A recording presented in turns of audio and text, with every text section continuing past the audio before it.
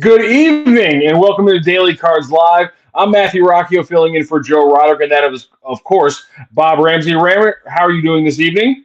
Doing very well. Looking forward to late night baseball. Absolutely. Cardinals started with a three-game series against the Seattle Mariners and a 10-game West Coast trip tonight, 9-10 first pitch. We'll get into those lineups in just a second, Rammer, but with a day off and the end of April staring at you in the face, next time the Cardinals are playing in Busch Stadium, they will be playing in May. And when you look at this 10-game West Coast swing, Rammer, for them to be above 500 on May 1st, they have to go 7-3. They'll 6-4, and they'll be at 14-15 to start the season. You were talking before the show about the Cardinals really need to gel, and this could Yeah, be a good chance for them to do so. yeah, I think so. I think they kind of know what their strengths and weaknesses are now. The Mariners are a very even matchup on paper. I think the Cardinals are better. I don't. I don't think anybody outside of the state of Washington would trade the Cardinals roster for the Mariners roster. But you got to live up to it, and it starts with starting pitching and not digging a hole, putting the pressure on the offense um, right out of the gate. So I think it's important to get off to good starts. The Cardinals have everybody or their position players healthy. Pitchers should be ready. Helsley should be good to go. I only worried about Helsley if you get into a closing situation. He hasn't pitched in a number of days. So those are some of the little things we can talk about. But I think overall it's a really good matchup against a Mariners team that's kind of the darlings of the national media. And five of their top nine position players have come out hitting pretty well these first 3 weeks of April. It could be very interesting. Yeah, and the Mariners are struggling a little bit, just 8-11 to start their seasons, and that's kind of the tale of this West Coast trip is that all three teams are at or below 500, and all three teams I would Right. say are underperforming for what they did at the beginning of the season. So hopefully the Cardinals aren't the team they're using to kind of tune up on.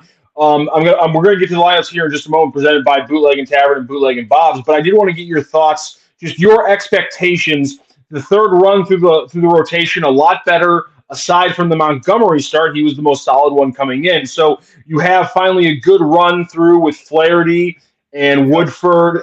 Michael is still a little bit, iffy right now. Just overall, your expectations for this fourth run through the rotation, what you want to see. I expect building on some of the success, limited as it may be. I'm okay with taking baby steps. I don't have to have a complete game shutout to say we've made progress.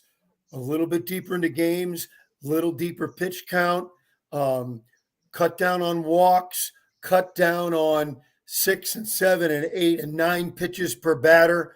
Be on the attack, not back on our heels. But so much of that comes with confidence. You throw your best pitch and it gets hammered. Yeah, you're not going to be confident.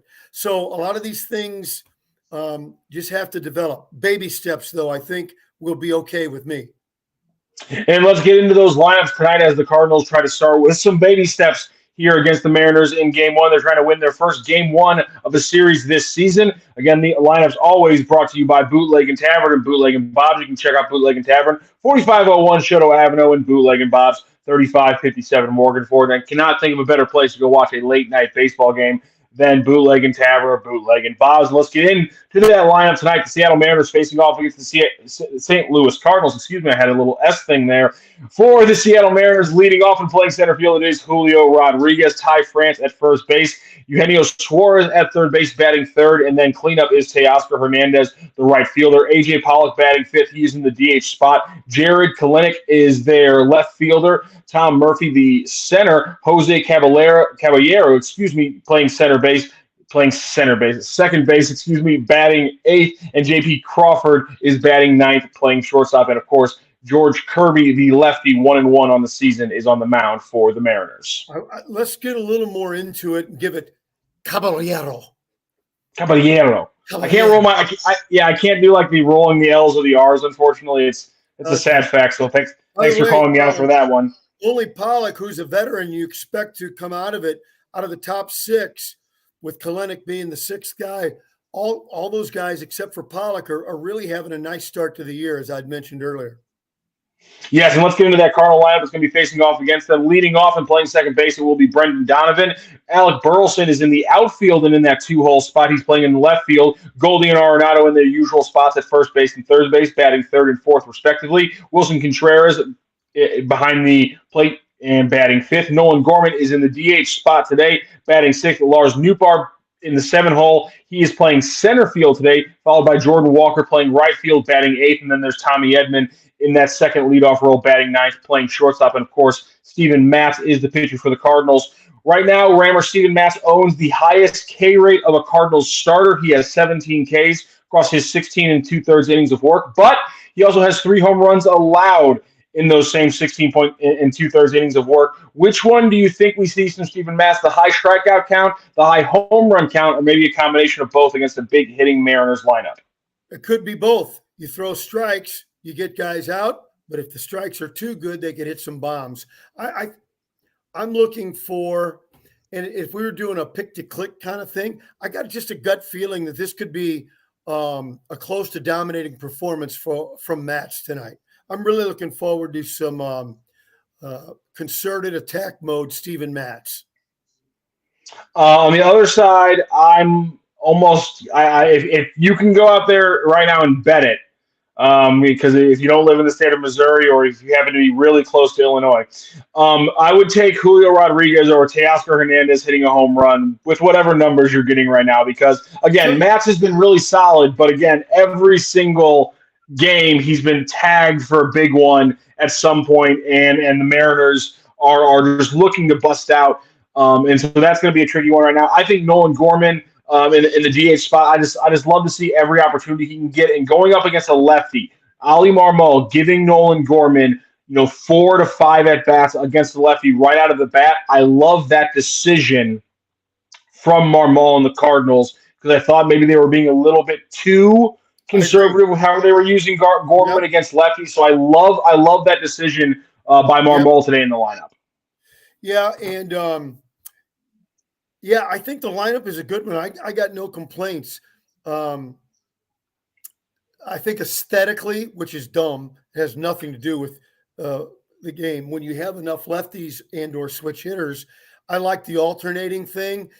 And it is more than aesthetics because once a team goes into its bullpen, you're forcing the other manager to make some tough decisions with the dominant arm of the pitcher.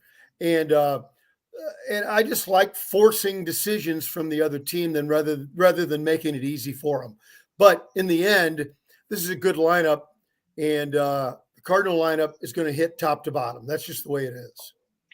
Interesting to me, and not negatively, just interesting to me that the last time we did Daily Cards Live, we did a lineup that they changed because of the injury to Donovan, and it led to Alec Burleson being in the 3-hole. He went 0 for 5. Interesting to me that they go back to him in a top 3 spot again today, while a slightly less consistent Jordan Walker is still batting 8th. It's again, I'm not saying they're wrong for doing it. It's just interesting to me that one young player is just to me it's a clear different handling of 2 different young players as hitters. Well, I just wonder why we're seeing it.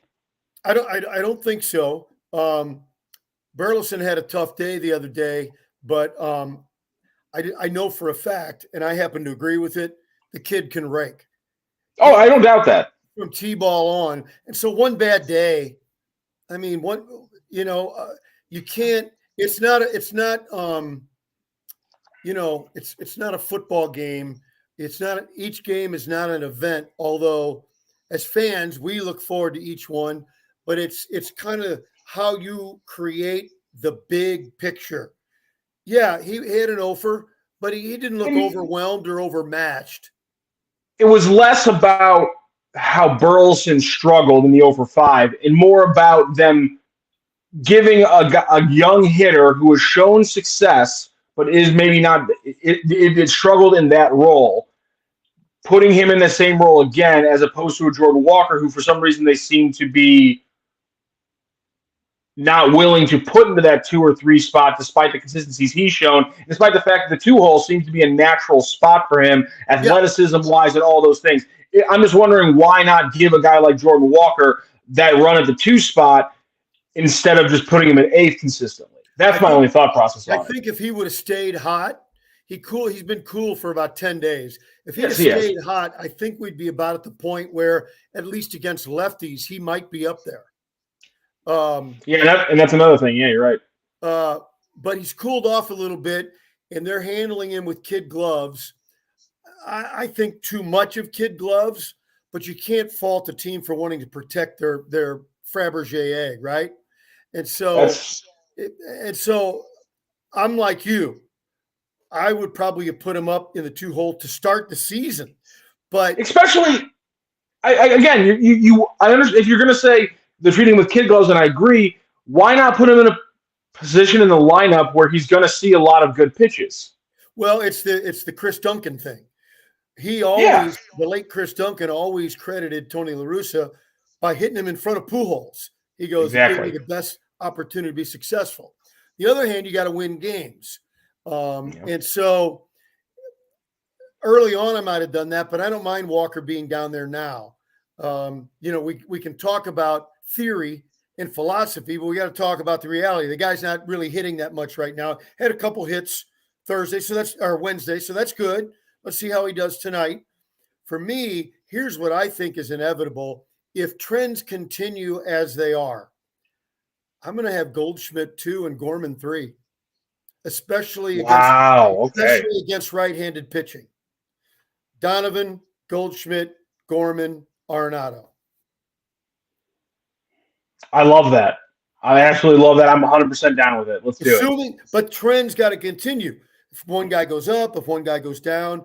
The one thing about Goldschmidt, even when he's not hitting bombs, he's getting on base. And it's part of modern baseball now. Your best guy hits 2. I don't always subscribe to that, but in this situation, I could see it developing. Absolutely. Cardinals and Mariners are just a few minutes away from first pitch, so we will sign off here from Daily Cards Live. Rammer, just a quick little thought. Just May 1st, are the Cardinals an above 500 baseball team? They'll be, let's see, we're 300 now, 10. I think still one game under 500. So 6-4 on the road trip. Yeah, good trip. That'll be a great trip for them. We'll see if they can pull it off. Remember, before we go, please tell everybody about our wonderful friends over at Royal Banks of Missouri. Royal Banks of Missouri, they care about you. They believe in service, and they know if you sit here listening to this commercial, you might miss the first pitch. So Royal Bank says, get on board with the Cardinals and the Mariners, and then on Monday, come by the bank. Royal Banks of Missouri. Stephen Matz versus George Kirby as the Cardinals and the Mariners face off. Rammer, you have a great day watching the game. Everyone else enjoy the game as well. You have a great night. See you, buddy. See you later. As one of St. Louis's fastest growing companies and largest private companies, St. Louis Acura is proud to serve you and remains committed to becoming better than ever for you. As new Acuras become more available every day, we are not backing down from selling 100% more quality pre-owned vehicles than ever before. We want customers that appreciate our friendly, outgoing team and our award-winning service because at St. Louis Acura, we are better than ever for you.